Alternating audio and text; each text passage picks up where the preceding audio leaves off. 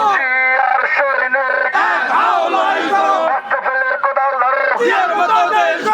আজকের বিজয় দিবস সৈয়দ আলীর পক্ষ থেকে, জল ঢাকার পক্ষ থেকে